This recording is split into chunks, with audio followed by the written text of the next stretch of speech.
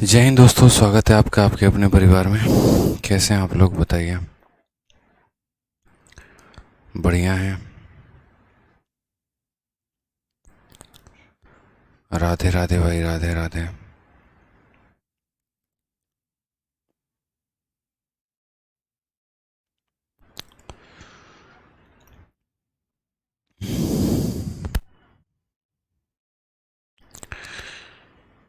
चलिए।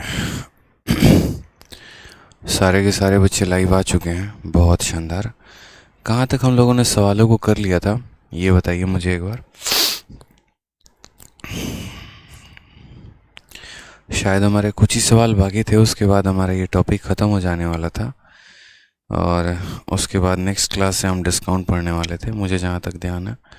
चंद सवाल बाकी थे हमारे, ठीक है जी हाँ। क्वेश्चन नंबर 136 से हमें आगे करना था।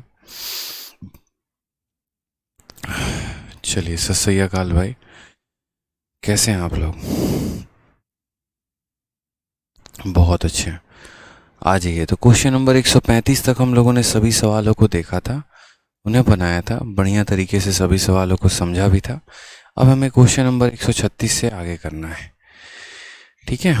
चलिए, बढ़िया है। आ जाइए। सवाल क्वेश्चन नंबर 136 में पढ़िए, क्या कहा है कि एक दुकानदार ने 4600 में एक मेज और 1800 में एक कुर्सी खरीदी है। वह मेज को 10% के लाभ पर और कुर्सी को 6% के लाभ पर बेचता है।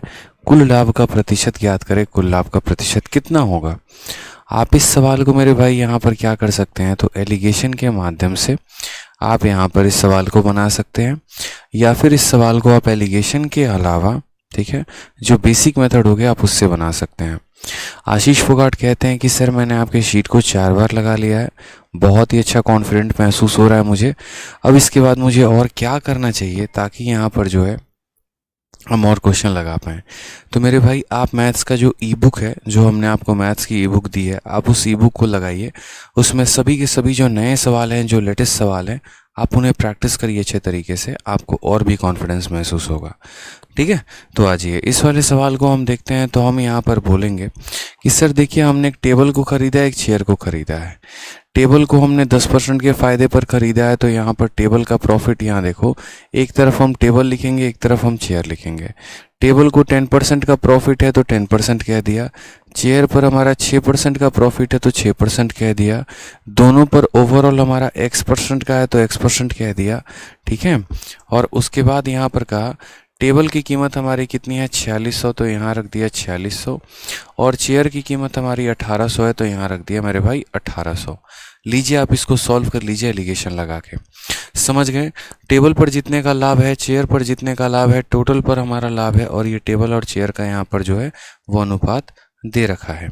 आपने कहा सर देखिए, 2 जीरो से हमारा दोनों जीरो खत्म हो गया। 2 से हम काटेंगे तो 23 बार में, 2 से हम काटेंगे तो 9 बार में। जो बीच वाले की वैल्यू होती है वो कैसे निकालते हैं? Side into side. 10 इंटू 23, तो 10 इंटू 23 कितना हो जाएगा? 230 हो जाएगा। साइड इंटू साइड, 6 इंटू 9 कितना हो जाएगा? 54 हो जाएगा। Divided by a plus B, यानी 23 प्लस 9, तो 23 और 9 कितना हो जाएगा मेरे भाई? 23 और 9 32 हो जाएगा। 230 और 54 हमारा कितना हो जाएगा? तो बोलेंगे सर 284 हो जाएगा, ठीक है। कितना हो जाएगा? 284। और इसको हम 32 से डिवाइड कर देंगे। 32 से अगर हम करेंगे यहाँ पर, ठीक है, तो ओवरऑल परसेंटेज निकालने की बात है। एक बार यहाँ देखो तो ये पूरा का पूरा इससे कट पाएगा? नहीं कट पाएगा। आप यहाँ पर पहले काटो तो देखो, 4 से आपने काटा, ठीक है। 4 से काटोगे कितनी बार में कटेगा? तो 8 बार में। और 4 से काटोगे तो कितनी बार में कटेगा? 71 बार में। फर्दर अगर आप इसको डिवाइड करोगे तो 8 का 8 गुना 64 आएगा। 8 सही 5/8 इज़ द करेक्ट आंसर, ठीक है। 8 सही 7/8, 8 सही 7/8 जो है वो हमारा सही उत्तर होगा। ऑप्शन नंबर बी फॉर बड़की बहू इज़ द करेक्ट आंसर आएगा, ठीक है। सवाल क्लियर हुआ? अगर एक बच्चा कहता है कि सर अगर एक पर प्रॉफिट होता और दूसरे पर लॉस होता तो क्या करते? तो मेरे भाई नीतीश कुमार जी, जिस पर लाभ होता है उसको प्लस में लिखते हैं, जिस पर हानि होता है उसको हम माइनस में लिखते हैं। ठीक है, बहुत आसान क्वेश्चन था, इसमें कोई कंसेप्ट ही नहीं था। ठीक है, आ जाइए नेक्स्ट क्वेश्चन देखिए। सीजीएल का आपके सामने कहा गया है, सवाल में कहा है एक दुकानदार 20 किलो शुगर खरीदता है। ठीक है, कितने पे? तो 20 kg of sugar at 45 rupees per kg, 25 पर kg। ठीक है, हिंदी में पढ़ते हैं। कहा गया है एक दुकानदार ने 45 रुपये प्रति किलोग्राम की दर से 20 किलोग्राम, 25 रुपये प्रति किलोग्राम की दर से 50 किलोग्राम और 40 रुपये प्रति किलोग्राम की दर से 35 किलोग्राम चीनी उसने खरीदा है। उसने 450 रुपये परिवहन पर और अन्य खर्चों के लिए खर्च किए हैं। ठीक है, उसने तीनों प्रकार की चीनी को मिला दिया है और 52.5 रुपये प्रति किलोग्राम की दर से बेच दिया है। संपूर्ण लेन देन में उसका लाभ प्रतिशत कितना है? हमने यहाँ पर कहा ठीक है सर, कोई दिक्कत की बात नहीं है, आराम से बड़े प्यार से हम यहाँ पर पहले अपना क्रय मूल्य पता करते हैं, कॉस्ट प्राइस पता करते हैं कि यहाँ पर जो सवाल है यहाँ पर उसमें हमें कितना एक तरीके से जो है यहाँ पर लागत मूल्य लगा है। 126 नंबर क्वेश्चन ड्यू है। ठीक है, बहुत अच्छी बात है। सेशन यहाँ पर जब सारे क्वेश्चन करा देंगे उसके बाद लास्ट में बता दीजिएगा, जो जो बाकी रहेगा हम बता देंगे। तो सबसे पहले कॉस्ट प्राइस की बात करते हैं। ठीक है, तो 45 रुपये पर केजी के रेट से कितना किलो? 20 किलो, यानी 1 किलो का दाम 45 है तो 20 किलो का दाम कितना होगा? तो 45 × 20। फिर 25 रुपये पर केजी के हिसाब से कितना यहाँ पर जो है, ठीक है, तो यहाँ पर देखोगे 50 किलोग्राम, यहाँ कहा गया ना 45 रुपये की दर से 20 किलोग्राम और 25 रुपये की दर से 50 किलोग्राम। तो हम बोलेंगे सर देखो 25 रुपये की दर से कितना हो जाएगा? 50 किलोग्राम हो जाएगा। कोई टेंशन की बात यहाँ पे, कोई दिक्कत की बात। फिर 40 रुपये पर केजी की दर से 35 किलो, तो यहाँ पर 40 रुपये पर केजी की दर से 35 किलो, यानी ये हमारा क्या हो गया? तो चीनी पर कुल खर्चा हो गया, इतने के रेट से इतना किलो, इतने के रेट से इतना किलो, इतने के रेट से इतना किलो, यानी ये तो चीनी खरीदने की कीमत हो गई। इसके बाद यहाँ पर हमने 450, हमने यहाँ पर कितना कर दिया मेरे भाई? तो 450, यानी 450 रुपये हमने परिवहन पर भी खर्च कर दिया है। तो ये हमारा क्या हो गया है? कॉस्ट प्राइस हो गया। जोड़ते हैं तो 45 का 2 गुना कितना होता है? 90 और एक ज़ीरो लगा देंगे। ठीक है, 25 का 5 गुना 125 होता है और एक ज़ीरो लगा देंगे। ठीक है, 35 का 4 गुना कितना हो गया? 140 हो गया और एक ज़ीरो लगा देंगे और यहाँ पर 450 हो चुका है। सबको हम यहाँ जोड़ते हैं। हमने यहाँ पर कहा है देखिए सर बात ऐसी है, 1200, 400, 1600, 50, 50, 100, यानी 1700। 1700 और 1400 कितना हो गया? 17 4 21 10 31, 31 और 9 कितना हो गया? तो 4000, यानी हमारा खरीदने का दाम कितना है? तो 4000 है, यानी हमने सामान को कितने में खरीदा है? 4000 में। अब बात आ जाती है बेचने की। बेचने का जब हम बात करते हैं तो हमने यहाँ पर सभी को कितने में बेचा है? 52.5 में, यानी 1 किलो का दाम 52.5 है। कुल कितना किलो हमने बेचा है? तो हमने यहाँ पर कहा सर देखो यहाँ पर कितना किलो हमने बेचा? तो 20 किलो हमने बेचा। उसके बाद और हमने कहाँ बेचा? तो हमने यहाँ पर जो है, ठीक है, हमने यहाँ पर 50, 35, 20 kg एट इतना, 25 पर kg। यहाँ पर है ना ये सवाल 25 किलोग्राम, ये है ना यहाँ पर ये इंग्लिश में ये लाइन गड़बड़ कर रहा है पता है, और यहाँ पर ये कर रहा है 25 पर kg ऑफ शुगर। ठीक है, नहीं 45 रुपये पर kg के हिसाब से यहाँ पर कितना किलो खरीदा है? 20 किलो, और यहाँ पर और 25 रुपये की दर से 50 किलोग्राम। एक सेकंड बात करता हूँ। 25 किलो पर केजी यहाँ पर बोला गया ना, 25 की दर से 50 किलोग्राम, यानी यहाँ पर 50 केजी आएगा। ठीक है, and 35 KG at a rate of 40 पर केजी। सही है। अब यहाँ पर एक चीज़ यहाँ थोड़ा सा इंग्लिश वाले यहाँ पर है ना करेक्ट कर लेंगे। ठीक है, यहाँ पर एक बार इंग्लिश वाले, मुझे इसीलिए कन्फ्यूजन लग रहा था सवाल में, मुझे लगा यहाँ पर यार इंग्लिश में थोड़ा अटपटा सा दे रखा है, और यहाँ पर क्या दे रखा है? तो यहाँ पर अगर आप देखेंगे तो यहाँ बोला गया 25 यानी 50 किलो। ठीक है, मुझे लगा ही था कि थोड़ा सा भाषा का खेल है। यहाँ पर बोलेंगे 50 kilo of sugar at at कितना हो जाएगा, तो एट 25 किलो पर केजी। तो बहुत ही शानदार तरीके से देखिए, 45 के दर से यहाँ पर 20 किलो, 25 के दर से 50 किलो, 40 के दर से 35 किलो, ये हमारा टोटल चीनी का दाम प्लस 450, कुल मिलाकर 4000 हो गया।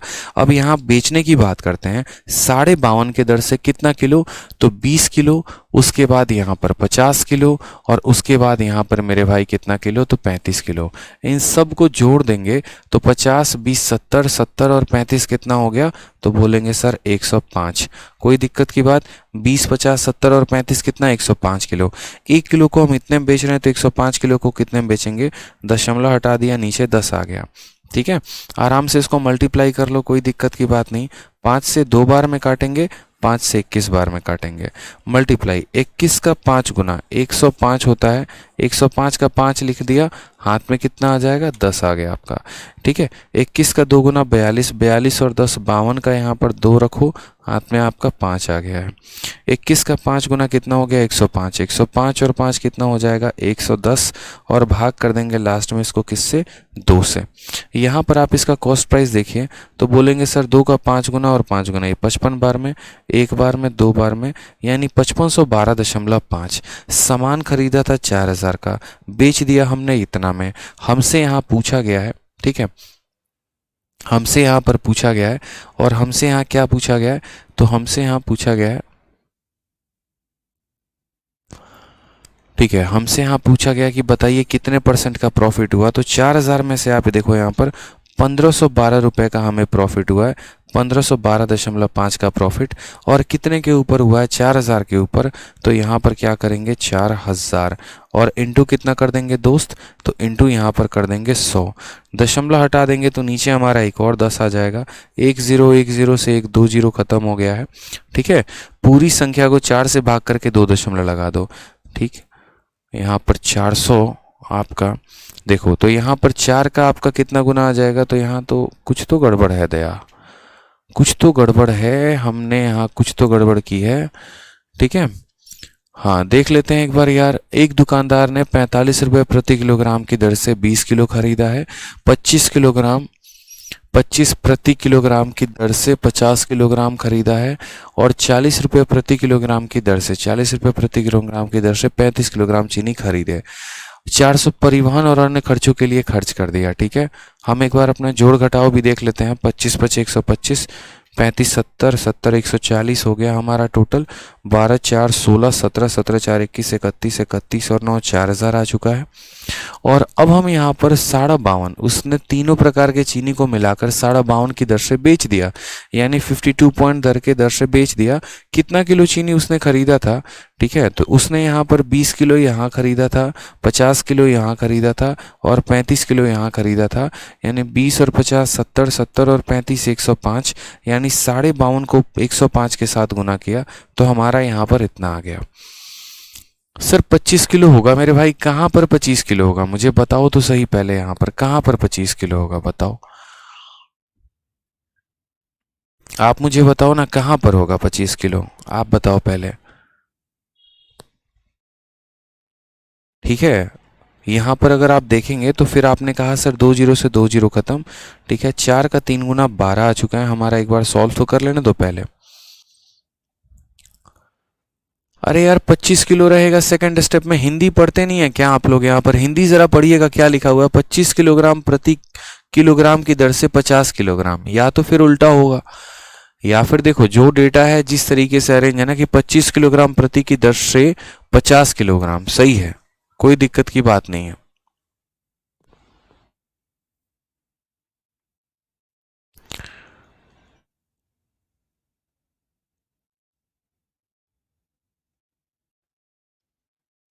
देखो प्रीवियस ईयर में अगर सर्च करोगे क्या मिलेगा हमें उससे नहीं पता है, हम लोग आ रहा जो हमारा आंसर आया हम उसको अभी सर्च करते हैं, उसको हम देखते हैं। ठीक है, सामान खरीदा इतने का, बेचा हमने इतने में, लाभ हमारा कितने का हुआ, 1512.5 का। कितने के ऊपर हुआ, 4000 के ऊपर। 2 जीरो से दोनों जीरो खत्म हो गए। 4 का 3 गुना 12 होता है। ठीक है, 31 हो गया। 4 का 7 गुना 28 होता है। ठीक है, और 32 हो गया। 4 का 8 गुना हमारा कितना हो जाएगा, तो 32 हो जाएगा। फिर 4 का 1 गुना 4 हो जाएगा। ठीक है, और आपका 1 बच जाएगा, तो फिर दशमलव लगाओगे तो यहाँ पर कितना हो जाएगा, 4 दूनी 8 इतना, और 2 जीरो का यानी यहाँ पर 37.8125, ये हमारा करेक्ट आंसर आएगा। दिए गए कथन के अनुसार हमारा ये आंसर होगा।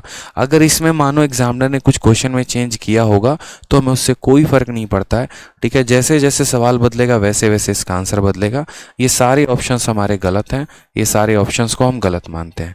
इतने रुपए के रेट से इतना किलो, इतने के रेट से इतना किलो, इतने के रेट से इतना किलो, तथा इतना रुपए हमारा खर्च में आ गया। सामान हमने खरीद लिया 4000 का, ठीक है। 52.5 के रेट से 20, 50 और 35 यानी 105 किलो बेचा तो बिका इतने का। लाभ हो गया 1512.5 का, कितने के ऊपर? 4000 के ऊपर, ठीक है। आ जाइए नेक्स्ट क्वेश्चन की तरफ बढ़ते हैं। नेक्स्ट क्वेश्चन हम लोग देखते हैं क्या कहा है। कोई बात नहीं यार, इंटरचेंज करके क्यों देखें, आप ऐसे मान लो ना यार, आप ऐसे मान लो कि हाँ 25 रुपये रेट है, 50 किलोग्राम है, मतलब जबरदस्ती है कि ऑप्शन को सेटिस्फाई ही करवाना है। यहाँ पे नहीं करेंगे इंटरचेंज, क्या जरूरत है इंटरचेंज करने की, उसी पर बना लो, क्या दिक्कत है। आ जाओ क्वेश्चन नंबर 138। देखो कंसेप्ट महत्वपूर्ण था कि इस सवाल को बनाते कैसे हैं, ठीक है। यहाँ पर उतनी डेटा की कोई ज़्यादा महत्वपूर्ण नहीं थी कि डेटा एग्जैक्ट क्या था वहाँ पेपर में। हमारे लिए कंसेप्ट इंपॉर्टेंट था कि अच्छा हम इस तरीके से सवाल को कैलकुलेट करते हैं। आइए नेक्स्ट क्वेश्चन देखिए, यहाँ पर पेपर का पूछा गया। The cost price of 2 article A और B are in the ratio 1, 4 और 5। दो वस्तुओं का क्रय मूल्य का अनुपात दे रखा है।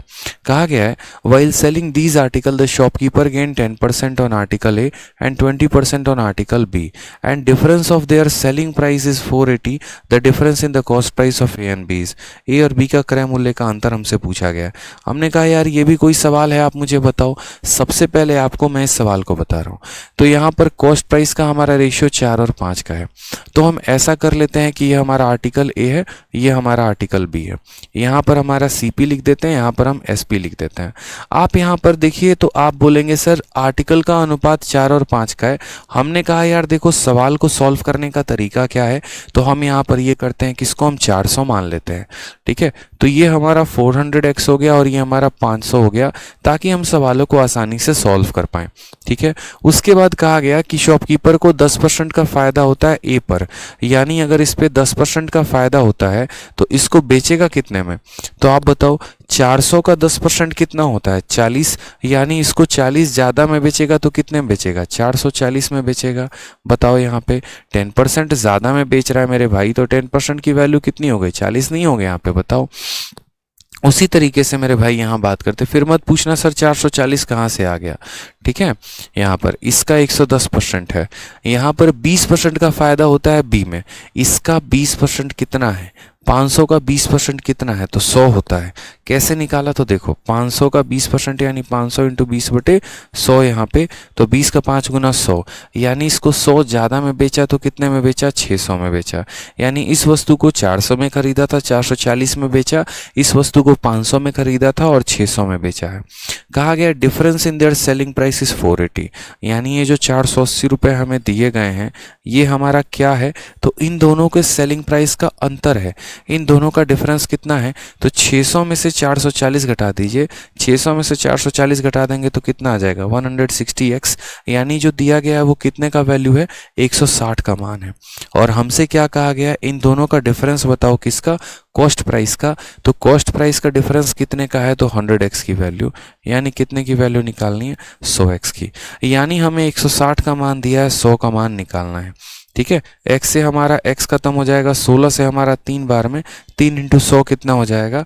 300। Option number B for Baahubali is the correct answer आएगा, ठीक है। कोई दिक्कत की बात है यहाँ, कोई परेशानी की बात? ठीक है, चलिए आ जाइए नेक्स्ट क्वेश्चन की तरफ बढ़ते हैं। आसान सवाल है, सारे के सारे टुच्चे क्वेश्चन हैं, सारे करा रखे हमने आपको, कोई एक भी ऐसा कंसेप्ट नहीं है जो हमने छोड़ा हो, ठीक है। आ जाओ नेक्स्ट क्वेश्चन देखो, एमटीएस का पेपर है, बढ़िया सवाल पूछा गया है, ठीक है।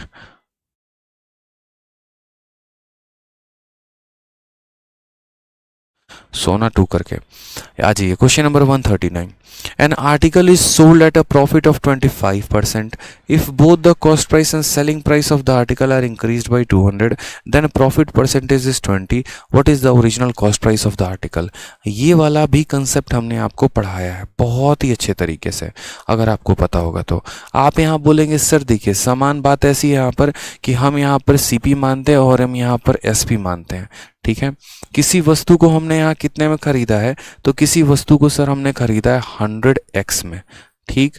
उसके बाद हमने इस वस्तु को 25 के लाभ में बेचा है, यानी हमने इसको 125x में बेचा है, ठीक है। An article is sold at 25% profit if both the cost price and selling price are increased by 200, यानी हम इसको भी कितना बढ़ा देते हैं, तो यदि हम इसको भी 200 रुपये बढ़ा दे रहे हैं, और यदि हम यहाँ सेलिंग प्राइस है इसको भी कितना बढ़ा देते हैं, तो इसको भी हम यहाँ 200 रुपये बढ़ा देते हैं, तो उस केस में मेरे भाई क्या हो जाएगा, उस केस में हमारा प्रॉफिट का जो परसेंट है वो हमारा 20% हो जाएगा। यानी यदि आप अपने दाम को बढ़ा रहे हैं 200 रुपये, तो इसका नया दाम कितना हो जाएगा, तो 100x प्लस 200 हो जाएगा, ठीक है। और यहाँ बेचने के दाम को भी बढ़ा रहे हैं, तो वो कितना हो जाएगा, 125x प्लस 200 हो जाएगा। और अब आपका जो लाभ है वो हमारा कितना होगा, तो अब हमारा लाभ जो है वो 20% होगा। सवाल में ये कहा गया है कि पहले आपको लाभ 25 का होता था, आपने इसको 200 बढ़ा दिया, इसको 200 बढ़ा दिया, अब आपका लाभ 20% का है, ठीक है। कोई दिक्कत की बात है तो कॉस्ट प्राइस कितना होगा, ऐसा सवाल मेरे भाई यहाँ पर हमने आपको कई सारे बता रखे हैं। आप बोलेंगे सर ये सीपी है कि नहीं है, तो बोलेंगे हाँ सर, यानी 100x प्लस 200 ये हमारा क्रय मूल्य है, और 20% का लाभ होने के बाद ये मिलता है, यानी ये जो वैल्यू है यहाँ पर अपने आप का कितना है, तो 100 है, और इसमें 20 का लाभ यानी ये कितना हो जाएगा, 120, और ये बराबर हो जाएगा किसके, तो ये बराबर हो जाएगा 125x प्लस मेरे भाई 200 के। समझ गए मेरी बात को, कि यदि ये वस्तु अपने आप का 100% है तो इसका 120% इसके बराबर, अगर 30% का लाभ होता तो 130/100 से गुना करते हैं, तो बस यहाँ पर कहानी खत्म है। 0 से देखो, 20 से काटेंगे 6 बार में जाएगा, 20 से काटेंगे 5 बार में, 6 से गुना लगा दीजिए, तो 6 × 100 कितना हो जाएगा, 600x हो जाएगा, ठीक है। और 6 × 200 कितना हो जाएगा, तो 1200 हो जाएगा, ठीक। 5 से गुना करते हैं तो 125 का 5 गुना कितना हो जाएगा, 625 हो जाएगा, और 200 का 5 गुना कितना हो जाएगा, तो 1000 हो जाएगा, ठीक है। अब यहाँ देखेंगे तो 1200 में से 1000 घटा दिया, कितना हो गया, 200 हो गया, और 625 में से 600 घटा दिया, कितना हो गया, तो 25x हो गया। अगर हम काटते हैं तो 25 से कितनी बार में काटेंगे, 8 बार में, तो x की वैल्यू हमारी कितनी आ गई, 8। हालांकि x की कोई वैल्यू नहीं होती है, ये आपको भी पता है, लेकिन हमारा x का वैल्यू कितना आ चुका है, 8। तो हमसे कहा गया ओरिजिनल कॉस्ट प्राइस, सबसे शुरू में जो मान था वो कितना था, तो 8 × 100, यानी हमारी वैल्यू कितनी थी, 800 थी, हमारी वैल्यू कितनी थी, तो 800 थी, ठीक है। समझ गए इस बात को आप, यहाँ पर क्लियर हो गया ये पॉइंट आपको, कोई दिक्कत की बात है।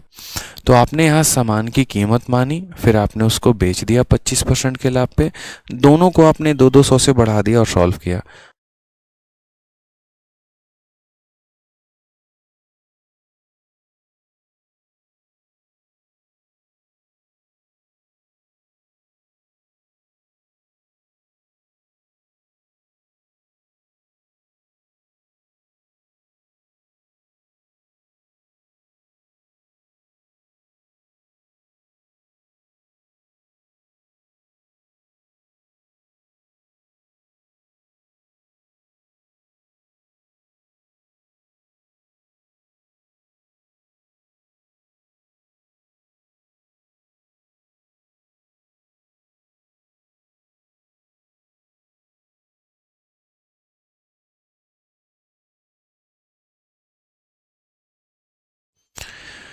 समझ गए आप लोग यहाँ पे, तो बहुत ही शानदार तरीके से हमने इस सवाल का भी उत्तर दिया। हमने कहा देखो बात ऐसी है यहाँ पर कि ये हमारा कॉस्ट प्राइस था, ये हमारा सेलिंग प्राइस था, और ये 20% का हमें क्या हुआ है, प्रॉफिट हो गया है, ठीक है। तो ये सीपी का 120% ही हमारा इसके बराबर है।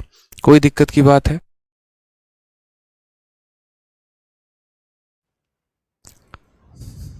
हाँ। नीतीश कुमार पांडे 126 नंबर क्वेश्चन आप मुझे याद दिलाइएगा। जब हम सारे सवाल करवा देंगे तो मेरे भाई लास्ट में आप मुझे याद दिलाना, मैं यहाँ पर लास्ट में आपको सवाल को बता दूंगा, ठीक है। आ जाइए, चलिए नेक्स्ट क्वेश्चन यहाँ देखते हैं। नेक्स्ट क्वेश्चन एमटीएस का बोला गया है। क्या क्वेश्चन है जरा देखिए। सवाल में कहा गया है, और शॉपकीपर बॉट 600 पेन, ठीक है। एक दुकानदार ने 600 पेन खरीदे हैं उसने उनमें से 480 को उस कीमत पर बेचा है जो उसने 600 पेन के लिए चुकाई थी। उसके बाद कहा गया 100 पेन को उस कीमत से 10% अधिक दर पर जिस पर उसने 480 पेन को बेचे थे और बाकी को लागत मूल्य पर बेचा, लेन देन में उसका लाभ प्रतिशत क्या था। हमने यहाँ पर कहा, ठीक है, हमने यहाँ पर कहा यार कोई दिक्कत की बात नहीं है, आराम से सॉल्व कर लेंगे। असल में दुकानदार ने कितने कलम खरीदे हैं? 600 कलम खरीदे हैं। फिर कहा है he sold 480 of them at a price he paid for 600 pen. ये लाइन हमारे लिए बहुत मायने रखती है, ये लाइन मेरे भाई बहुत मायने रखती है। यहाँ पर कहा गया है, ठीक है, कि selling price of 480 pen is equal to यहाँ पर कॉस्ट प्राइस ऑफ 600 पेन। यानी इस लाइन का मतलब आप समझते हैं क्या बोला? कहा 480 को उसने उस कीमत पर बेचा जो उसने 600 पेन के लिए चुकाई थी, यानी 480 कलम का जो विक्रय मूल्य है वो मेरे भाई यहाँ पर 600 पेनों के क्रय मूल्य के बराबर है। तो हम यहाँ बोलेंगे सर 480 पेन का क्या हो गया? सेलिंग प्राइस बराबर है हमारे 600 कलम के कॉस्ट प्राइस के। ठीक है, अब यहाँ पर अगर हम बात करें तो हम बोलेंगे देखो 12 से, देखो 0 से तो 0 खत्म हो जाएगा, 12 से काटेंगे 4 बार में और यहाँ 12 से काटेंगे 5 बार में, या 120 का 4 गुना 120 का 5 गुना। ठीक है, अब यहाँ पर रखने दो सेलिंग प्राइस, कोई दिक्कत की बात नहीं। इसके नीचे क्या लेकर आ जाओ? Cost price. यहाँ पर हमारा रहेगा 5 और यहाँ नीचे लेकर आएगा 4। तो हम यहाँ ये बोलेंगे सामान खरीदा कितने का? 4 में, बेचा कितने में? तो 5 में। यानी यहाँ कॉस्ट और सेलिंग का हमारा अनुपात पता चल गया कि चलो भैया पता तो चले कि सामान हम खरीद कितने में रहे हैं और हम बेच कितने में रहे हैं, ताकि हम आगे चलकर उसी के आधार पर सवालों को कैलकुलेट कर पाएं। ठीक है, तो हमें यहाँ पर दूसरी वाली लाइन से वही हमारा कथन जो है वो पता चला, क्योंकि पहले से पता था कि हमने 600 पेन खरीदा, दूसरे से हमें पता चला कि कितने पेन का विक्रय मूल्य कितने पेन के क्रय मूल्य के बराबर है। अब हम नेक्स्ट पॉइंट्स को पढ़ते हैं, आगे वाले पॉइंट को। आने वाले पॉइंट्स में क्या बोला गया? आने वाले लाइन में तो कहा गया 100 पेन को हमने 10% हायर रेट पे बेचा है। ठीक है, यानी 100 pen at 10% higher rate than that at which he sold 480 pen. ठीक है, यानी जितने में उसने 480 कलम को बेचे हैं उससे 10% ज्यादा में इन 100 कलम को बेचा गया है। हिंदी में भी पढ़ लीजिए, 100 पेन को उसने उस कीमत से 10% अधिक पर बेचा है जितने में उससे 480 पेन को बेचे थे। ठीक है, सबसे बड़ी बात यहाँ 480 पेन को उसने कितने में बेचा था? तो 480 पेन को उसने 600 पेनों के क्रय मूल्य के बराबर में उसने बेचा था। समझ में मेरी बात आ रहा है? यहाँ पे कोई दिक्कत की बात यहाँ पे, ये पॉइंट हमारे लिए बहुत महत्वपूर्ण है। और उसके बाद कहा है in the rest were sold at cost price, और बाकी को उसने ऐसे ही एकदम कॉस्ट प्राइस पर बेच दिया। पूरा का पूरा प्रॉफिट परसेंट जो रहा है यहाँ पर, profit percent in the transaction is. हमने कहा ठीक है सर, कोई दिक्कत की बात नहीं है, हमें यहाँ पर जो है प्रॉफिट का परसेंट पूछा गया है। तो प्रॉफिट का परसेंट के लिए पहले हमें यहाँ देखना पड़ेगा कि हमने सामान को खरीदा कितने में। एक सामान को मान लीजिए हमने 4 रुपए में खरीदा है, तो टोटल हमने कितने कलम खरीदे हैं? 600 कलम खरीदे हैं। तो टोटल हमने खरीद कितने की होगी? एक कलम की कीमत 4 है, तो 600 कलम की कीमत कितनी हो जाएगी? तो हमने सामान को 2400 में खरीदा। उसके बाद बात करते हैं कलम को बेचने की। तो पहले हमने कितना कलम बेचा है? पहले हमने 480 कलम बेचे हैं। फिर उसके बाद हमने कितना बेचा है? 100 कलम बेच दिए, और जो बाकी बच गया उसको हमने कॉस्ट प्राइस पर बेच दिया। ठीक है, तीनों का अलग अलग यहाँ पर विक्रय मूल्य आएगा, सेलिंग प्राइस आएगा। यहाँ पर कहा गया इन 480 कलम को हमने कितने बेचा है? तो इन 480 कलम को मेरे भाई, इन 480 कलम का जो सेलिंग प्राइस है वो 600 कलम के कॉस्ट प्राइस के बराबर है, यानी 6 × 4 हम कह ले तो 2400 आ जाएगा। और नहीं तो हमें पता है कि एक कलम की सेलिंग प्राइस 5 रुपए, तो यहाँ पर हमने जो है कितने कलम बेचे हैं? तो 5 रुपए के हिसाब से हमने 480 कलम मेरे भाई बेचे हैं। कोई दिक्कत की बात, यहाँ कोई परेशानी की बात है? ठीक है, कि एक कलम को अगर हमने 5 रुपए में बेचा है तो 480 कलम का हमारा सेलिंग प्राइस हमारा ये आ चुका है। उसके बाद हमें यहाँ कहा गया कि हमने 100 कलम और बेचे हैं और उसकी कीमत 10% ज़्यादा है। उसकी कीमत 10% ज़्यादा है, यानी इस 5 से भी 10% ज़्यादा।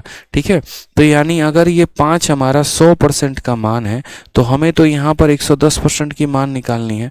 तो 0 से हमारा 0 खत्म, 5 से हमारा 2 बार में ख़त्म और 2 से हमारा 5.5 बार में ख़त्म। यानी अगला वाला जो पेन बेचा गया है उसको 5.5 के रेट से बेचा गया है। और ऐसे कितने कलम बेचे गए हैं, तो कुल मिलाकर 100 कलम बेचे गए हैं। ठीक है, अब उसके बाद हमने टोटल कितने कलम बेच दिए, 480 और 100 580। टोटल कलम कितने थे, 600 थे। बचे कितने, 20 कलम।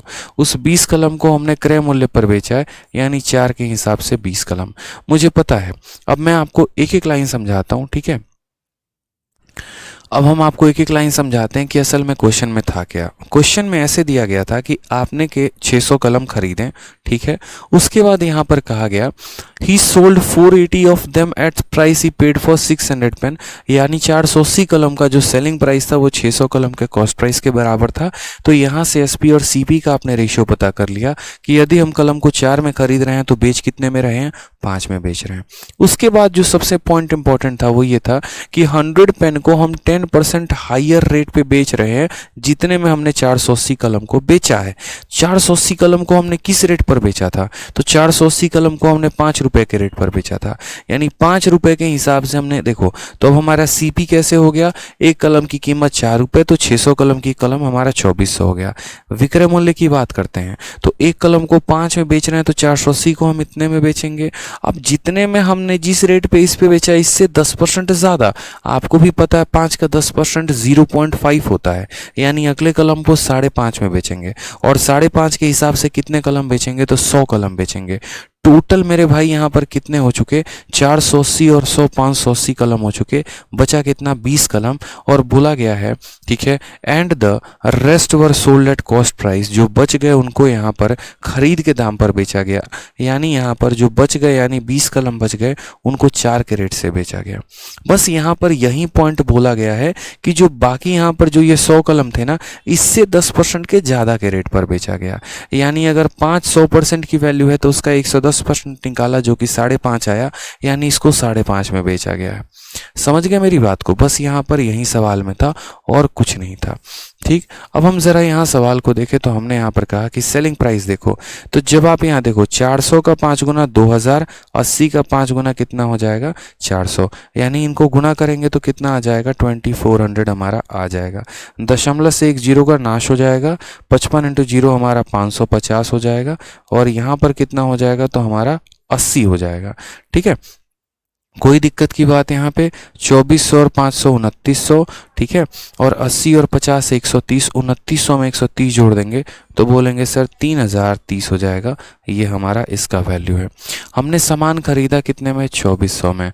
हमने बेचा कितने में, 3030 में। क्या हमें लाभ हुआ है या हानि हुआ है, हमने कहा बिल्कुल लाभ हुआ है। तो कितने का लाभ हुआ है जरा देखते हैं। तो हमने कहा खरीदा 2400 में, बेचा 3030 में, हमें यहाँ पर कुल मिलाकर 630 का लाभ हुआ है। और कितने के ऊपर हुआ है, तो 2400 के ऊपर। तो 630 बटे 2400 इंटू कितना करेंगे, 100% करेक्ट आंसर है। ठीक है, 2 जीरो से हमारा 2 जीरो खत्म हो चुका है। हम इसमें इसके भाग लगाते हैं। ठीक है, और यहाँ पर जो है 24 का अगर हम देखेंगे तो 24 का 3 गुना 72 होता है। 3 से अगर हम काटे तो 3 से हम काट पाएंगे 8 बार में, और 3 से अगर हम काटे तो 210 बार में काट पाएंगे। 8 से भाग करते हैं, 8 का 2 गुना 16 हो गया, 50 आ चुका है। 8 का 6 गुना 48 हो गया। 2 बचेगा, दशमलव लगाते वो 20 बन जाएगा। 8 का 2 गुना 16 और यहाँ पर 4 बचेगा, 8 बचे यानी 26.25। बाकी डिवीजन आपका स्ट्रांग होना चाहिए ताकि आपको पता चले कि डिवाइड करने पे कितना आ रहा है। तो option number C for Kattappa is the correct answer. जितने भी आगे के क्वेश्चन है सारे के सारे स्टैंडर्ड लेवल के हैं, जिनकी थोड़ी सी भाषा अटपटी हो सकती है, जो अपने आप में थोड़े से अटपटे हो सकते हैं। समझ गए मेरी बात को आप। यहाँ पे कोई दिक्कत की बात आई तो सवाल बहुत ही शानदार था। इतने कलम का विक्रय मूल्य इतने कलम के क्रय मूल्य के बराबर अनुपात निकाल दिया, टोटल कॉस्ट प्राइस निकाल दिया, टोटल सेलिंग प्राइस निकाल दिया, और उसके बाद हमने यहाँ पर क्या कर लिया, तो प्रॉफिट का परसेंट पता कर लिया। ठीक है, आ जाइए सर नेक्स्ट क्वेश्चन देखते हैं। तो देखिए सिलेक्शन पोस्ट फेज 9 का बहुत ही प्यारा, बहुत ही अच्छा सवाल। क्या कहा गया है सवाल में, सवाल में देखिए तो बोला गया है वस्तु ए और बी का क्रय मूल्य समान है, यानी 2 आइटम को हमने बराबर दाम पे खरीदा है। वस्तु ए को 24% के हानि पर बेचा जाता है, वस्तु बी को ठीक है। ए के विक्रय मूल्य से 270 पे अधिक पे बेचा जाता है। यदि दोनों वस्तुओं को बेचने से शुद्ध लाभ 12% है तो वस्तु का विक्रय मूल्य क्या है और किस वस्तु का? तो यहाँ पर वस्तु बी का बोला जाना है कि वस्तु बी का जो विक्रय मूल्य है वो क्या है। ठीक है, आराम से पढ़ते हैं। The cost price of two article A and B is same. Article A is sold at a loss of 24% and article B is sold for 270 more than the selling price of A. अब हम यहाँ पर क्या करते हैं, तो सबसे पहले हम यहाँ बोलते हैं देखो ये हमारा आर्टिकल ए है, ये हमारा आर्टिकल बी है। यहाँ पर हम कॉस्ट प्राइस लिख देंगे, यहाँ पर हम सेलिंग प्राइस लिख देंगे। ठीक, सवाल में यहाँ पर देखते हैं तो हमने कहा दोनों आर्टिकल का क्रय मूल्य समान है, यानी ये 100x है तो ये भी मेरे भाई 100x है। कोई दिक्कत की बात, कोई परेशानी की बात? Cost price of two article is same. अब कहा गया article A is sold at a loss of 24, यानी इसमें 24% का लॉस है, तो इसमें 24 का लॉस है तो मेरे भाई कितना है? 76 है। कोई दिक्कत की बात यहाँ पे? An article B is sold for 270 more than selling price of A. ठीक है, यानी ये जो आर्टिकल बी है इससे भी कितना ज़्यादा में बेचा गया है? ए के सेलिंग प्राइस से, यानी 76 से कितना ज़्यादा है? तो मेरे भाई 270 रुपये ज़्यादा में बेचा गया है। समझ गए मेरी बात को आप? यहाँ पे दोनों का कॉस्ट प्राइस सेम था, इस पर 24% का नुकसान था इसलिए 76 में बिका, और इसका विक्रय मूल्य इसके विक्रय मूल्य से 270 ज़्यादा। रिलेशन देखते चलो, कितना प्यारा प्यारा रिलेशन है, इतना अच्छा अच्छा रिलेशन है ना, इतना अच्छा अच्छा, मतलब मज़ा आ जाता है ऐसे रिलेशंस को सॉल्व करने में कि इससे इतना कम है, ये इससे इतना ज़्यादा है, ऐसे करके। कहा गया है कि if the net profit by selling both the article is 12%, यदि हम दोनों आर्टिकल को बेचें तो दोनों आर्टिकल को बेचने पे हमें 12% का लाभ होता है। तो यहाँ पर बी का सेलिंग प्राइस क्या होगा? हमने कहा ठीक है, सबसे पहली बात यहाँ पे, ठीक है, अगर हम यहाँ देखें तो टोटल कॉस्ट प्राइस हमारा कितना आएगा? नेट की बात करते हो, ठीक है, हम समझ गए आपकी भावनाओं को कि हाँ भैया कुल पर हमें कितने का लाभ हो रहा है, तो कुल पर हमें 12% का लाभ हो रहा है। ठीक है, हम समझ गए यहाँ पर, लेकिन पहले एक बार देखें तो सही।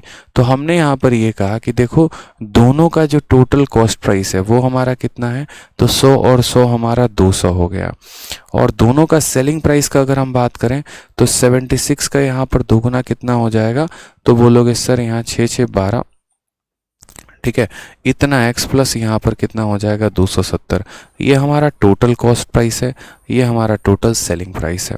ठीक है, टोटल जो हमें प्रॉफिट हुआ है वो कितने का हुआ है? 12% का हुआ है। टोटल प्रॉफिट हमें कितने का हुआ है? तो हमने कहा सर 12% का। कई तरीके से आप यहाँ सवाल को बना सकते हैं, या तो आप यहाँ पर ये कह सकते हैं कि इसका 112% ये है, ठीक है, नहीं तो आप इनका रेशियो बना सकते हैं, कोई दिक्कत नहीं है। तो टोटल कॉस्ट प्राइस 200 था, टोटल सेलिंग प्राइस इतना था। अब हमने कहा ये जो टोटल कॉस्ट प्राइस है, ठीक है, इस पर 12% का लाभ होता है तो ये मिलता है। यानी यदि अगर हमारा 100 का मान है तो इसका 112 की वैल्यू क्या हो जाएगा? तो इसका 112 का वैल्यू 152 प्लस हमारा कितना हो जाएगा? 270 हो जाएगा। ठीक है, हमने यहाँ पर कहा देखो 2 जीरो से हमारा 2 जीरो खत्म है। अगर हम बात करते हैं 112 का दोगुना, तो 112 का दोगुना कितना हो जाएगा? 224x हो जाएगा, बराबर हो जाएगा किसके? 152x प्लस यहाँ पर 270 के। अगर हम यहाँ पर करते हैं घटाते हैं, 4 से आपका 2 चला जाएगा, 12 से 5 7 चला जाएगा। ठीक है, ये वैल्यू हमारी 72x की हो जाएगी, और 72x किसके बराबर है? 270 के। अगर हम 9 से काटे तो हम 8 बार में काटेंगे, अगर हम 9 से काटे तो हम 30 बार में काटेंगे, या 9 से सीधा सीधा 18 से काटो, ठीक है, या कोई दिक्कत नहीं, इसी से काट लो। आप और काटोगे तो यहाँ पर 8 से काटोगे तो ये 8.5 का 3 गुना 24, इसको पूरा का पूरा काटना पड़ेगा आपको। लेकिन अभी आप जो है ना कितने की वैल्यू निकालनी है? सेलिंग प्राइस ऑफ बी की वैल्यू निकालनी है। बी का हमारा सेलिंग प्राइस यानी हमारा इसका वैल्यू निकालना है। तो अगर हमें इसका वैल्यू निकालना है ना, तो हम एक काम करते हैं, देखो मेरी बात को समझना, ठीक है। आप यहाँ पर देखो तो 76x का मल्टीपल चाहिए। देखो बी का हमें सेलिंग प्राइस निकालना है और ये 76x की वैल्यू चाहिए, तो हम यहाँ डेसिमल में वैल्यू को नहीं निकालेंगे, हम देखेंगे ये 4 का मल्टीपल है, हम 4x की वैल्यू निकाल लेते हैं। 4x की वैल्यू निकालने के लिए क्या करेंगे, ठीक है। तो आप यहाँ पर देखो तो अगर हम यहाँ पे जैसे मैंने पहले क्या किया, पहले मैंने यहाँ पर 9 से भाग लगाया, तो 9 से भाग लगाया तो 8 बार में कट गया, 9 से भाग लगाया 30 बार में। हम इसको 2 से और भाग लगाते हैं, 2 से भाग लगाएंगे तो ये हमारा 4x हो जाएगा, और 2 से भाग लगाएंगे तो 15। सीधा 4x का मान निकालो आप, क्योंकि आपको इसी 4x का मल्टीपल कर देना है। तो अब आपने कहा ठीक है सर, सेलिंग प्राइस चाहिए और किसका चाहिए, बी का चाहिए, तो 4x का मान अगर 15 है तो 76x का मान कितना होगा। 4 को किससे मल्टीप्लाई करते हैं तो 76 आता है, 19 से मल्टीप्लाई करने पे, तो 4 को 19 से मल्टीप्लाई किया तो ये आया, यानी हमें 15 को यहाँ किससे, देखो हमें यहाँ पर किसकी वैल्यू चाहिए, तो हमें यहाँ पर 76x प्लस 270 का मान चाहिए। तो हमने यहाँ पर कहा कि सर इसकी वैल्यू ज़रा गौर से देखो तो कितना हो जाएगा। वही बात है कि x की वैल्यू 15/4 है, और आप यहाँ पर x की वैल्यू रख दो 76 इंटू, और x की वैल्यू कितनी हो जाएगी 15/4। आप चाहो तो ये भी रख सकते हो, ऐसे भी कर सकते हो, और प्लस यहाँ कितना 270। ठीक है, 4 से आपने काटा तो 19 बार में आ जाएगा। नहीं तो वही बात हो गई यहाँ पर कि जिस तरीके से यहाँ पर आपने कहा सर देखो 4x का मान 15 है, तो 76 का मान यानी ये 4 का 19 गुना, तो 15 का 19 गुना, यानी 15 इंटू 19, और जमा कितना हो जाएगा 270। 19 का 5 गुना 95 का 5, हाथ में 9, 19 से कम 9, और यहाँ कितना हो जाएगा, ठीक है, तो 19 और 9 हमारा कितना हो जाएगा, तो 28। 285 और 270 आराम से जोड़ेंगे, कितना हो जाएगा, ठीक है 455 हमारा करेक्ट, 528 27 55 हो गया, 555 हमारा करेक्ट आंसर आएगा। Option number B for Baahubali, option number B for Baahubali is the correct answer आएगा। तो सवाल ऐसा नहीं है कि कुछ यहाँ पर टफ टाइप था, थोड़ा सा कंसेप्चुअल था, थोड़ा सा कैलकुलेटिव था, बस वो समझना था कि भाई दोनों का क्रय मूल्य बराबर है, पहले को हमने नुकसान पर बेच दिया है, दूसरे को हमने यहाँ पर इससे भी 270 रुपये ज़्यादा में बेचा है। ठीक है, कोई दिक्कत की बात है यहाँ पे, और उसके बाद दोनों का क्रय मूल्य इतना था, दोनों का विक्रय मूल्य इतना था, फिर हमने वैल्यू निकाली। अब यहाँ पर देखो ये तो सवाल को करने का बेसिक अप्रोच था, लेकिन हमें लगता है कि यार ऐसा नहीं है कि किसी सवाल को बेसिक से ही किया जाना चाहिए। अगर आप थोड़ा सा उस पर काम करोगे ना तो आप उसका बेस्ट अप्रोच निकाल सकते हो। इस सवाल का स्मार्ट अप्रोच है, अगर आप इस पे काम करेंगे तो है स्मार्ट अप्रोच। और वो कैसे है, तो आप अपनी बुद्धि का प्रयोग करें तो निकाल सकते हैं। कैसे मेरे भाई, आप यहाँ समझो, हमने 2 आर्टिकल को एक तरीके से बराबर में खरीदा। आपको हम थोड़ा सा वो रेशियो वाला मेथड याद दिलाते हैं। आपके पास पता है कि ये आर्टिकल नंबर 1 है और ये आर्टिकल नंबर 2 है, आपने दोनों को बराबर में खरीदा है। ठीक है, बराबर में खरीदा है, उसके बाद आपने पहले वाले आर्टिकल को बेचा है तो 24% का लॉस हुआ है। बोला गया है ना, article is a sold at 24% loss. दूसरे का मान लेते हैं, नहीं पता क्या है क्या नहीं है, और टोटल पर आपको क्या हुआ है, तो नेट प्रॉफिट हुआ है आपको 12% का, यानी टोटल पर आपको 12% का प्रॉफिट है। पहले वाले आर्टिकल पर 24% का लॉस है, ऐसा मान लेते हैं दूसरे वाले पर x% का प्रॉफिट है, ताकि टोटल पर हमारा कितने का प्रॉफिट हो जाए, तो 12 का हो जाए। ठीक, अब मुझे बताओ इस x की वैल्यू क्या होगी। आपको पता है ये बात अच्छे से, आप चाहो तो एलिगेशन लगा लो, आप चाहो तो एवरेज लगा लो, आप चाहो तो कुछ भी लगा लो, कोई फर्क नहीं पड़ता है, कोई दिक्कत की बात नहीं है। आप यहाँ बोलोगे सर देखो पहली बात इसको कितने लाभ में होना पड़ेगा, तो पहली बात सर इसको अपने लिए 12 लाना पड़ेगा और इसके लिए 36 लाना पड़ेगा। कैसे, देखो यहाँ पे आपको हमने रेशियो मेथड सिखाया था, हमने कहा था बात करते हैं यहाँ पर सीपी को लेकर, तो दोनों का सीपी सेम है। ठीक है, प्रॉफिट या लॉस परसेंट की अगर हम बात करें तो यहाँ पर देखेंगे तो बोलेंगे सर देखिए यहाँ पे इस पे 24% का नुकसान, इस पे 10% का प्रॉफिट, टोटल हो गया 12। तो सेकंड वाले आर्टिकल पर बात करते हैं कि जो भी प्रॉफिट होगा सेकंड वाले पर वो कितना होगा, तो बोलेंगे सर इस पर हमारा 24 का लॉस है और इस पर हमारा कितने का है, x का प्रॉफिट है। जब दोनों को 2 भाग में डिवाइड कर दिया तो वैल्यू आ गई हमारे 12 की। तो हमने कहा ठीक है सर कोई दिक्कत नहीं। तो यहाँ पर x की जो वैल्यू आएगी वो कितनी आएगी, 2 × 12 24, और -24 इधर जाएगा तो ऐड हो जाएगा। तो सर 2 × 12 24 और -24 और ऐड हो गया, यानी 48 हो जाएगा। यानी दूसरे वाले आर्टिकल पर कितने का प्रॉफिट होगा, तो दूसरे वाले आर्टिकल पर 48 का होगा। आप अगर चाहते तो आप ऐसा भी समझ सकते थे कि देखो इसको क्या करना पड़ेगा, तो पहली बात इसका लॉस लेकर आना पड़ेगा। यानी यहाँ पर क्या करें, तो यहाँ पर जो है पहले जो ये लॉस में है ना, तो इसके के लिए 24 लेकर आना पड़ेगा। अब ये भी 0 हो चुका है, ये भी 0 हो चुका है, ठीक है, क्योंकि इसके हिस्से का जो लॉस था वो ये लेकर आ गया। जैसे मानो एक कमरे में 2 लोग हैं, ये 24 रुपये के कर्ज में है और हम चाहते हैं दोनों 12-12 के प्रॉफिट में हो, तो पहले इसके हिस्से का कर्जा ये सधाएगा। अब ये दोनों 0-0 हैं, अब ये इसके लिए भी 12 लाएगा, अपने लिए भी 12 लाएगा, यानी 12 और 12 यानी दोनों के लिए 12 लेकर आएगा, यानी कुल मिलाकर इसको 48% लाना पड़ेगा। यानी दूसरे वाले को हमें कितने में बेचना पड़ेगा? 48% पे। ये बात हमें समझना है, ठीक है। सवाल में यहाँ पर कहा गया है, ठीक है, कि B is sold eight 270 more than selling price of A, यानी इसके सेलिंग प्राइस से 270 रुपये ज़्यादा इसको बेचा गया है, ठीक है। इसके सेलिंग प्राइस से यहाँ पर देखो जितने में हम इसको बेच रहे थे ना, उससे यहाँ 270 ज़्यादा में ये बिक रहा है। अगर हम मान लेते हैं वस्तु की कीमत यहाँ 100 है, पहले हम इसी आर्टिकल को 24 कम में बेचते थे यानी 76 में बेचते थे, अब हम इस आर्टिकल को 48 में ज़्यादा बेच रहे हैं यानी 148 में बेच रहे हैं, ठीक है।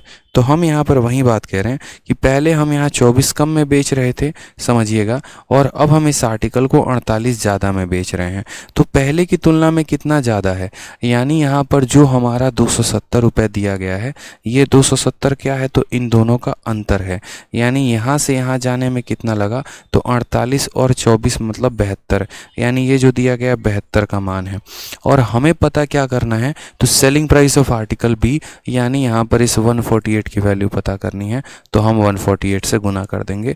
ये हमारा स्मार्ट अप्रोच आ जाएगा, ये हमारा तरीका हो जाएगा। आप सॉल्व करिए आराम से।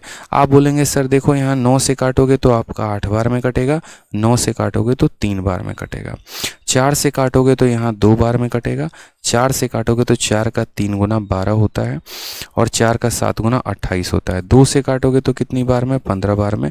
मल्टीप्लाई कर लो, 15 का 7 गुना 105 और 15 3 45 और 10 55, हमारा 555 आ जाएगा, ऑप्शन नंबर बी। तो ऐसा नहीं है दोस्त यहाँ पर कि हमारे पास स्मार्ट अप्रोच नहीं है, हमारे पास है। वो तो आपके ऊपर डिपेंड करता है कि आप किस तरीके से सवालों को सॉल्व करना चाहते हैं। अगर आप सवालों को यहाँ पर जो है बेसिक तरीके से सॉल्व करना चाहते हैं तो हमने आपको बड़े तसल्ली से, बड़े प्यार से हमने आपको वो मेथड भी बताया कि कैसे आप इसको बहुत शॉर्ट में लेकर जा सकते थे। और अगर आप सोचते हैं कि हाँ यार इसमें स्मार्ट अप्रोच थोड़ा सा लगाते हैं, आप ऐसे कर लेते, दोनों का समान था यहाँ पर, तो इस पर प्रॉफिट होता कितने का? यार सोचो ना कि 24 का इस पर लॉस हो रहा है, पूरे पर 12 का प्रॉफिट हो रहा है, यानी इस पर 48 का प्रॉफिट हो रहा था। 100 का सामान 24 के लॉस में बिकता था तो 76 में, वहीं 100 का सामान 48 के लाभ में बिक रहा है तो इतने में। पहले की तुलना में कितना ज़्यादा? यानी 270। तो ये 270 कितने की वैल्यू है? 72 की। निकालना कितने का था? 148 का। समझ गए? कोई दिक्कत की बात यहाँ पे बताइए जल्दी से, ठीक है।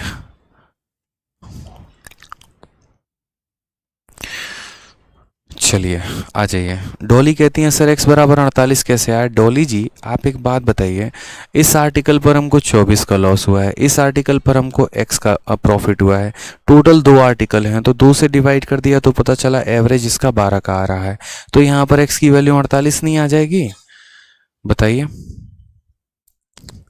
आ जाइए। नेक्स्ट क्वेश्चन देखिए, 142 नंबर क्वेश्चन हमारा फेज 9 का बोला गया है, ठीक है। ये भी सवाल देखिए यहाँ पे क्या कहा गया है। 126 नंबर सवाल हम लोग एकदम सबसे लास्ट में लगाएंगे, अभी नहीं लगाएंगे। अभी आप देखिए क्या कहा गया।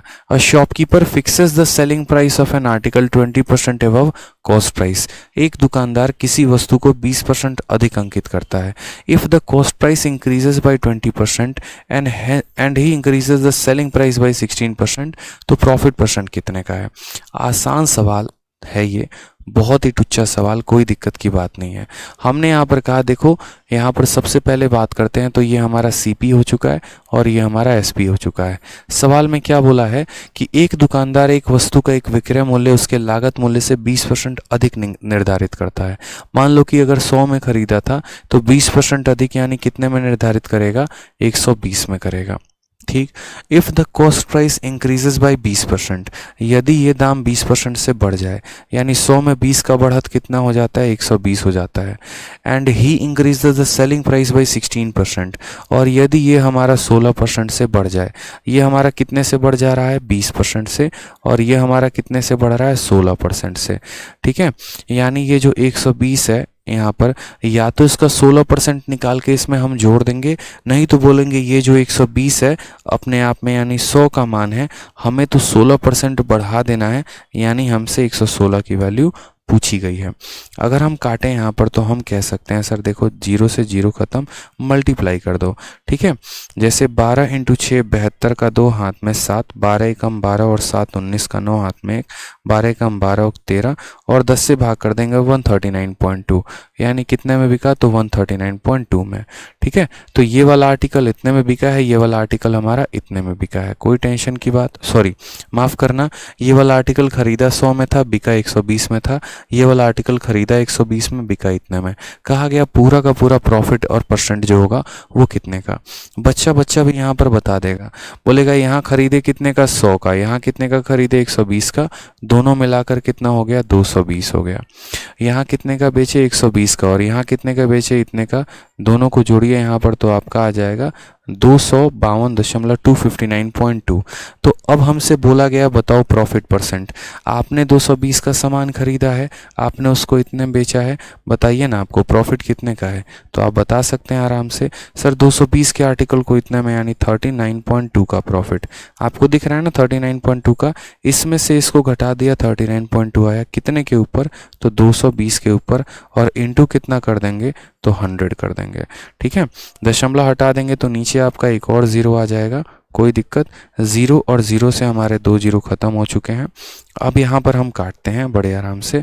तो हमने कहा सर देखिए 11 से 2 बार में जाएगा, 11 से यहाँ पर कितनी बार में जाएगा, तो ये 11 से 12 में जाएगा ही नहीं। और प्रॉफिट परसेंट मेरे भाई कैसे कैलकुलेट करोगे, fixes the selling price of an article 20% above it, cost price increases by इतना, increase the selling price by 16, 16 दोनों 32 का 2 3 हाथ में 16 कम 16 3 19, 19 सही है, 220 हो चुका है, और यहाँ पर 9 2, ठीक है सही है, 39.2 का प्रॉफिट। अब हमें इसको डिवाइड करना पड़ेगा 22 के साथ पूरा का पूरा, तो 22 का एक गुना हमारा 22 हो गया, यहाँ कितना बचा, तो 17 172, और 172 यहाँ इसका कितना गुना है, 8 दूनी 16, 8 दूनी 16 1 17, लगभग 18 के करीब में है। ठीक है, अगर हम यहाँ पर देखें 6 दूनी 12 6 दूनी 13, यानी यहाँ पर जो है कितना परसेंट का आंसर आएगा, 16% नहीं आएगा मेरे भाई।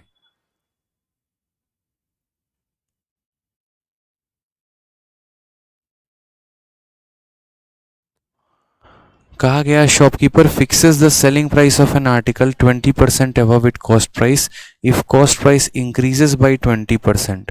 ठीक है, cost price increases by 20% and he increases the selling price by 16, तो प्रॉफिट परसेंटेज कितने का होगा। मुझे लगता है यहाँ पर जो ऑप्शन दिए गए हैं वो सारे के सारे गलत हैं। यदि लागत मूल्य में 20% की वृद्धि हो और वह विक्रय मूल्य में 16% की वृद्धि करता है, विक्रय मूल्य में 16% बढ़ा देता है तो इतना है, तो उसका लाभ परसेंट कितना होगा। अच्छा एक सेकंड, यहाँ छोटा सा गलती कर दिया हमने, 1 मिनट माफ़ करिएगा, इसका टोटल पर प्रॉफिट नहीं पूछा गया है। एक सेकंड, टोटल पर प्रॉफिट नहीं पूछा गया है कि हमें टोटल पर प्रॉफिट कितने का है। कहा गया है कि देखो पहले उसको कितने का फ़ायदा होता था, 20% का।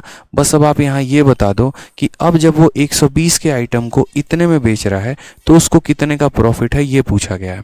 कहा गया है कि एक दुकानदार अपने सामान को 20% अधिक अंकित करता है यदि वह अपने सामान को 20% बढ़ा देता है और अपने विक्रय मूल्य को 16% बढ़ा देता है, तब उसे कितने का लाभ होगा। यानी तब वह 120 के आर्टिकल को इतने में बेच रहा है तो वो कितने का प्रॉफिट कमा रहा है, हमसे यहाँ पर ये पूछा गया।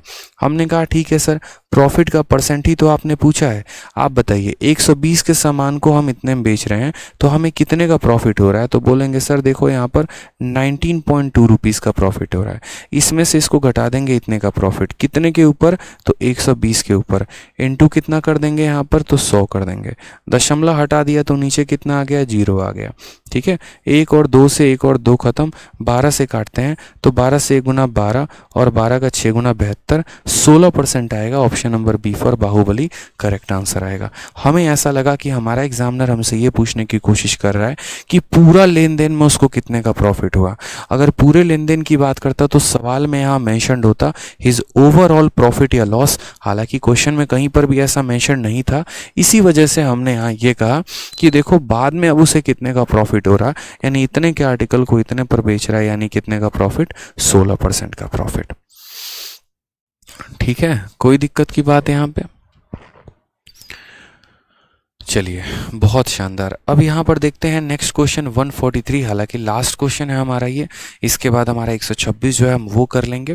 ठीक है, आ जाइए। बहुत ही शानदार सवाल, प्रॉफिट लॉस का, खतरनाक, जबरदस्त। देखो इतने हाई लेवल के क्वेश्चंस मैं क्यों करवा रहा हूँ, क्योंकि इस बार के प्रॉफिट लॉस में तगड़े लेवल के क्वेश्चंस पूछे गए थे, तो आप उन्हें इग्नोर नहीं कर सकते हैं।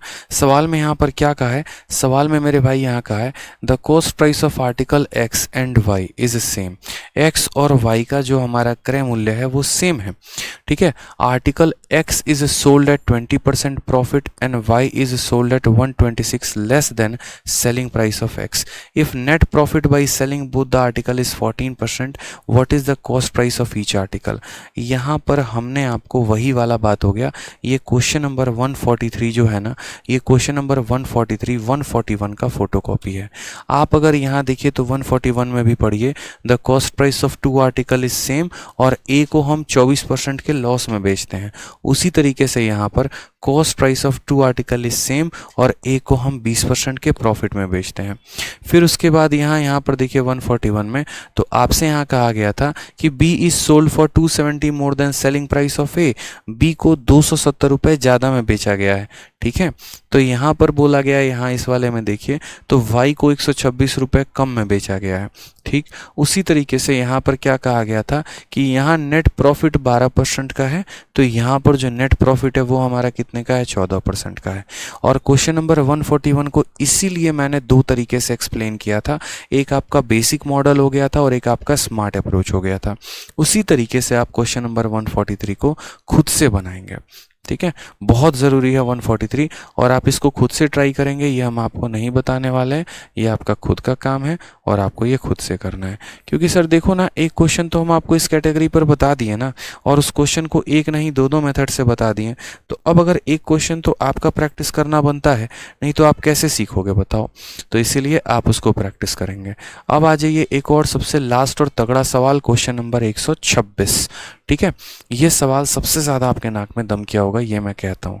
क्या कहा गया है यहाँ पर देखिए, कहा गया है by selling an article for 131.25 a trader gain as much percentage number representing the cost price of article. उसको उतने ही परसेंट का फायदा होता है जितना यहाँ कॉस्ट प्राइस का दाम है।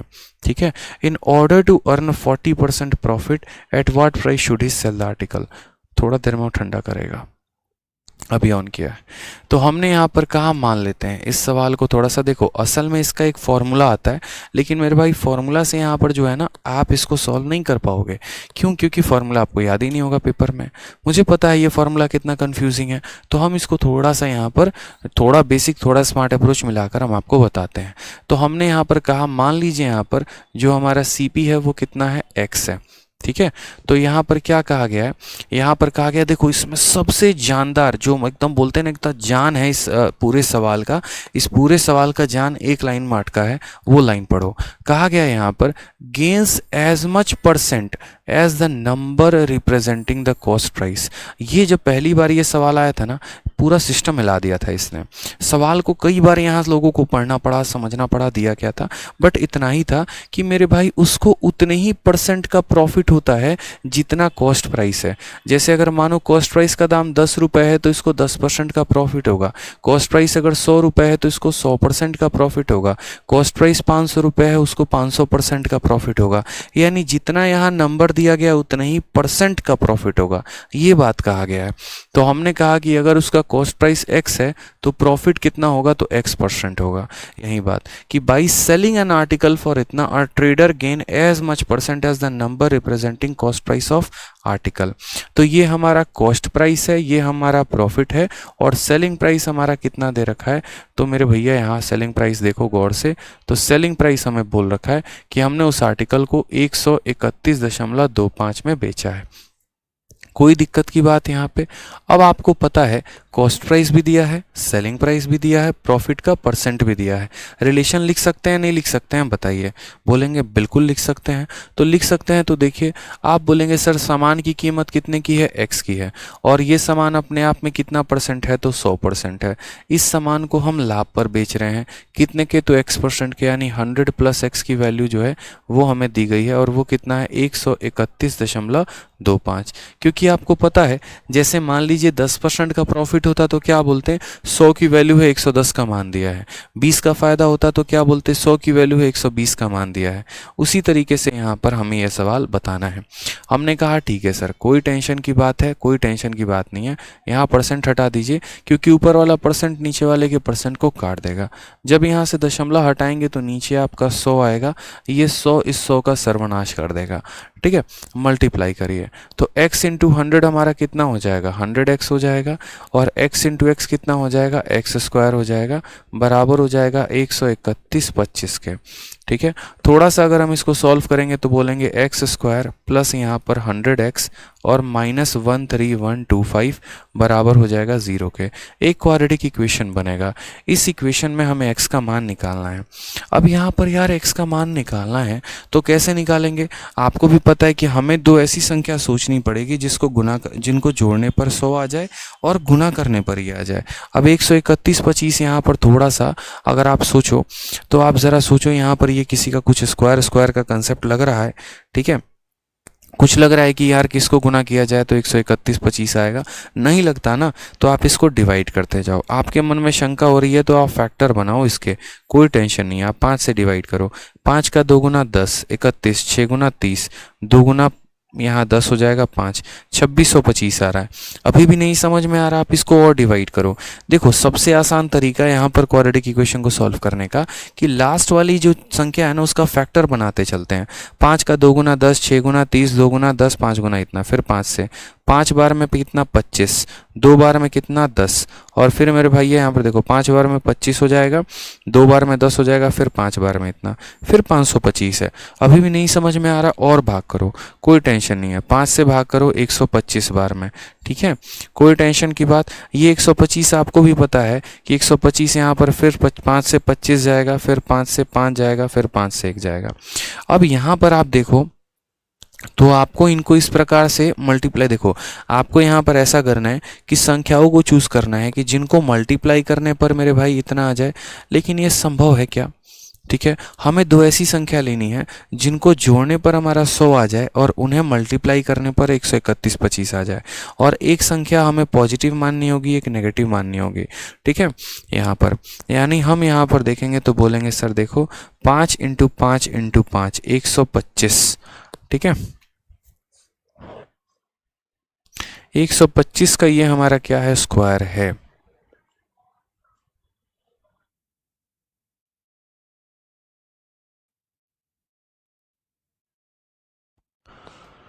कैसे सॉल्व करोगे आप यहाँ पर?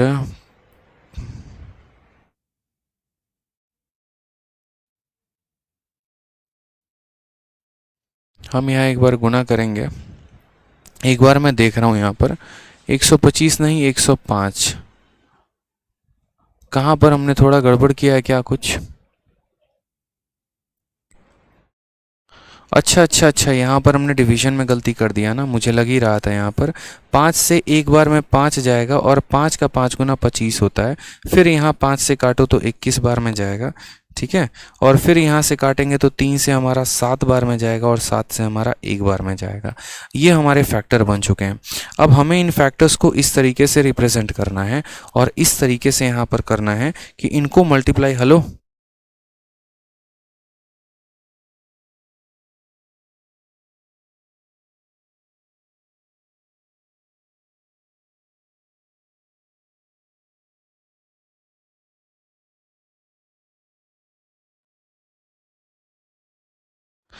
अब यहाँ पर देखिए तो ये जो संख्या है इसका हमने पूरी तरीके से फैक्टराइजेशन किया है बहुत अच्छे तरीके से।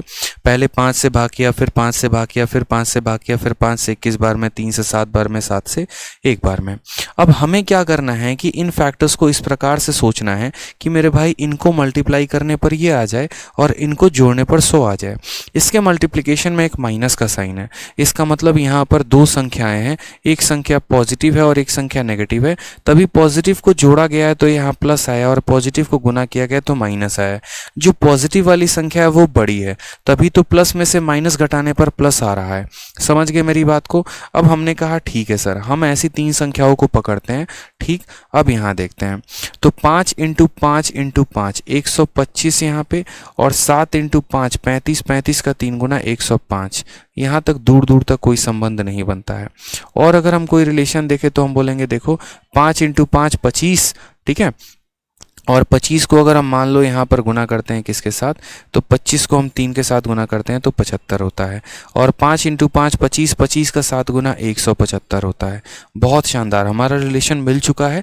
अगर आप देखेंगे तो कैसे मिला यहाँ पर देखिए, मैं आपको बता देता हूँ। ठीक है, मैं आपको यहाँ बता दे रहा हूँ बहुत अच्छे तरीके से। देखिए तो 5 इंटू 5 25 हो चुका है, और 25 का 7 गुना 175, और 3 इंटू 5 इंटू 5 कितना हो गया, तो 75 हो गया। 175 में से 75 घटाने पे 100 आएगा, और 175 को 75 से गुना करने पर इतना आएगा। ठीक है, कोई टेंशन की बात यहाँ तो बोलेंगे नहीं सर, यहाँ पर आराम से अब इसका फैक्टर बनाते हैं। तो हमने कहा सर देखो इसका फैक्टर बना रहे हैं तो क्या बोलेंगे, एक्स स्क्वायर प्लस यहाँ पर हो जाएगा 175x माइनस हमारा हो जाएगा 75x। ठीक है, और ये माइनस हो जाएगा 13125 बराबर कितने के हो जाएगा, 0 के। ठीक है, बराबर कितने के हो जाएगा, 0 के। अब अगर यहाँ देखते हैं तो सॉल्व करते हैं तो x इंटू एक्स प्लस 175 हो जाएगा, और यहाँ करेंगे तो 75 इंटू एक्स, और यहाँ कितना हो जाएगा, प्लस 175 हो जाएगा, बराबर हो जाएगा किसके, तो 0 के। अगर हम देखेंगे तो बोलेंगे सर x जमा 175, और यहाँ हो जाएगा तो x माइनस 75 बराबर हो जाएगा किसके, 0 के।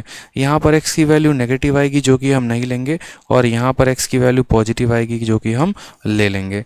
यानी यहाँ पर सामान का जो कॉस्ट प्राइस है वो 75 रुपये है। हमसे कहा गया है in order to earn 40% profit, यानी 40% के लाभ पर अगर हम उस वस्तु को बेचें तो हम कितने में बेच पाएंगे। वही बात हो गई, या तो इसका 40% आप निकाल के जोड़ दीजिए, नहीं तो आप बोलिएगा सर देखो सामान 75 का है, अगर ये हमारा 100 का मान है तो हमें कितने की वैल्यू निकालनी है, तो हमें यहाँ पर 140 की वैल्यू निकालनी है। बात खत्म। 25 से काटेंगे 3 बार में जाएगा, 25 से काटेंगे तो 4 बार में जाएगा। ठीक है, 4 से काटेंगे तो 4 का 3 गुना 12 होगा, और 4 का 5 गुना 20 होगा। 35 का 3 गुना 105 आ जाएगा, जो कि हमारा ऑप्शन नंबर सी है, और वो हमारा करेक्ट आंसर है। ठीक है सर, 75 और 75 सोच कर किया था, ऐसा नहीं 75 सोच के नहीं करना है। आप यहाँ पर देखो 75 का स्क्वायर नहीं लग रहा है, यहाँ पर थोड़ा सा हम फैक्टराइजेशन में रखें, क्योंकि मैं भी वही सोच रहा था यार कि अगर 125 का स्क्वायर होता तो वो कुछ और होता। समझ रहे हैं मेरी बात को? यहाँ पर तो सवाल काफ़ी अच्छा क्वेश्चन था, हालांकि इसका डेटा ऐसा था जो आपको फैक्टराइजेशन की तरफ लेकर चला गया। इसका एक लाइन का फॉर्मूला भी होता है, लेकिन वो फॉर्मूला ऐसा है ना कि आपको 100% भूलोगे ही भूलोगे। तो बहुत आसान था, सीपी को एक्स माना, प्रॉफिट परसेंट को x% माना, सेलिंग प्राइस हमारा दिया गया था। हमने कहा कि देखो अगर ये क्रय मूल्य है अपने आप का 100%, तो इतना परसेंट इसका विक्रय मूल्य हो जाएगा, ये इसके बराबर हो जाएगा। सॉल्व करने पर x की वैल्यू आ गई, कॉस्ट प्राइस हमारा निकल कर आ गया। यदि ये इसका कॉस्ट प्राइस है तो इसका 140% निकाल दो, क्या निकल जाएगा, सेलिंग प्राइस निकल जाएगा। गुरुजी मस्त पढ़ाते हो आप, बिल्कुल बैठ गया दिमाग में। चलिए बहुत शानदार। ठीक है, तो ऐसे ही एकदम आप लोग भी आग लगाते रहो, बढ़िया से पढ़ते रहो। सारे क्वेश्चंस हमने आज कंप्लीट करवा दिए प्रॉफिट लॉस के। अब हमारा नेक्स्ट टॉपिक जो रहेगा वो हमारा रहेगा डिस्काउंट, और डिस्काउंट में भी हम आपको सारे क्वेश्चंस करा देंगे जो जो आपके डिस्काउंट में पेपर में आए हुए हैं। आपको बहुत अच्छे तरीके से मेरे भाई पढ़ना है, कोई दिक्कत की बात नहीं है। कोई एक आधा डाउट होगा तो डिस्काउंट के बाद हम लोग देख लेंगे। ठीक है, आज के लिए मेरे तरफ से